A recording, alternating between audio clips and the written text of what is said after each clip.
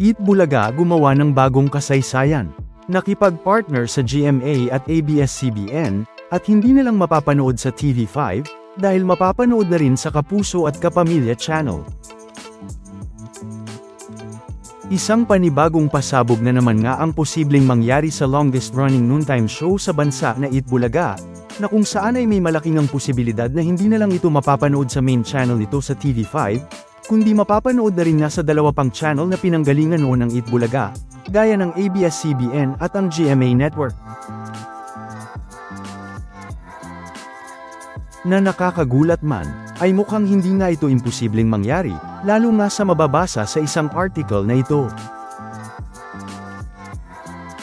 Pero, bago nga yan, ay pag-usapan nga muna natin ang kamakailan lang na nangyari sa Eat Bulaga, na matatanda ang talaga namang maraming ang mga nagulat at nagtaka na mga kapamilya, nang biglang ang mapanood ang Eat Bulaga sa Kapamilya Online Live, o biglang maipakita ang Eat Bulaga sa Kapamilya platforms. Pero bago nga yan, ay matatandaang, noong June lang, nang nag-umpisa na ngang magsimula ang pagpapalabas ng mga kapatid show sa Kapamilya platforms, gaya na nga lang noong June 29, na matatandaang una na ngang napanood ang Face to Face with Ate Coring sa Kapamilya platforms, kagaya ng Kapamilya Online Live. Kaya naman comments nga ng mga netizens, ay posible nga kayang kahit ang Eat Bulaga ay mapanood na rin sa Kapamilya platforms, kahit delayed telecast lang.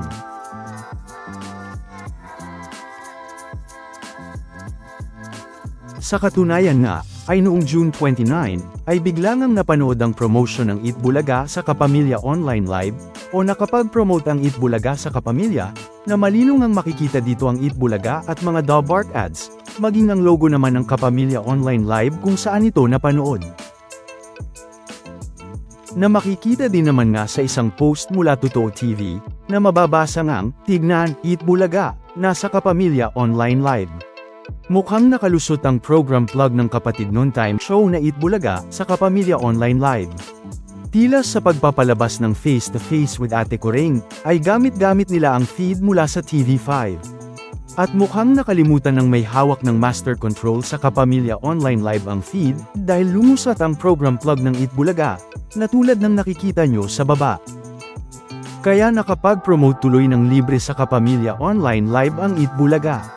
May mga nag-iisip na baka ito sign na makikita na sa Kapamilya platforms ang kapatid noontime show or aksidente lang talaga. Na talaga namang umani ng iba't ibang mga reaksyon mula sa mga netizens noon.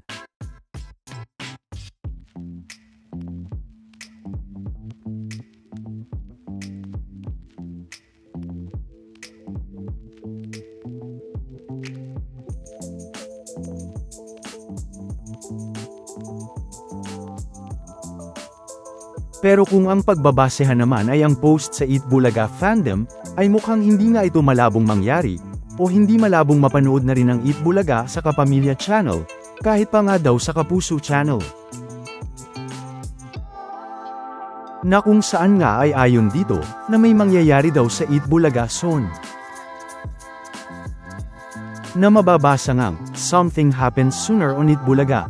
There's a bigger chance that Eat Bulaga will air on 15 channels sooner, ahead of Golden Year anniversary in 2029, because of potential rumored collab deal between Kapatid and Kapuso, plus recent development on rekindle the partnership between Kapatid and Kapamilya." If this happens, Eat Bulaga might be the first ever Filipino program in the entire history of Philippine TV, to air both on its current home and former home simultaneously. Pero, the setup ay yung Kapatid and Kapuso simulcast ay magsasabay sa same time slot, pero yung sa kaso sa Kapamilya will likely a delayed telecast, pre-primetime to TV Patrol, dahil mas pina-priority ng Kapamilya ang its showtime.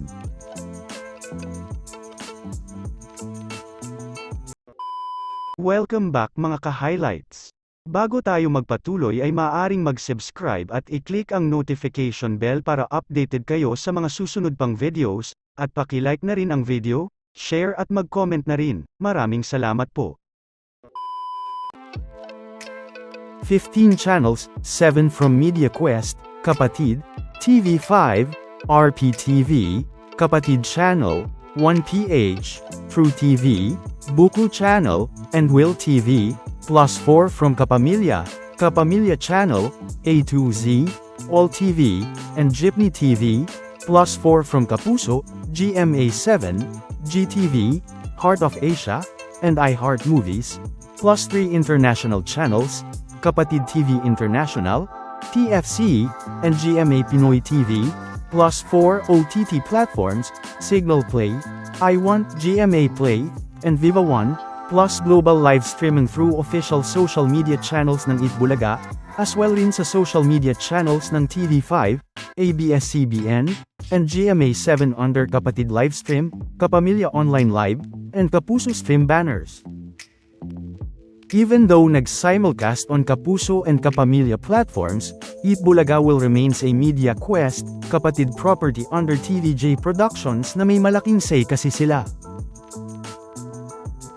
Na kung saan nga, ay ayon nga dito, ay may malaking posibilidad nga daw na mapapanood na ang Itbulaga sa 15 channel sa bansa sooner, na bilang paghahanda nga daw, sa golden anniversary ng Itbulaga sa 2029.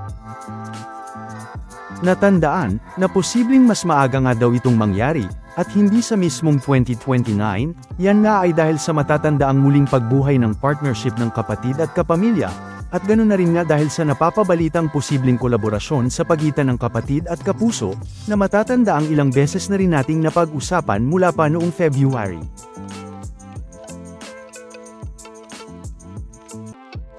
Na kung matutuloy o mangyayari nga ito, ay first time nga lang itong mangyayari na may isang noontime show na mapapanood sa iba't ibang mga TV network, na paniguradong malaking pasabog talaga. Na dapat nga nating abangan.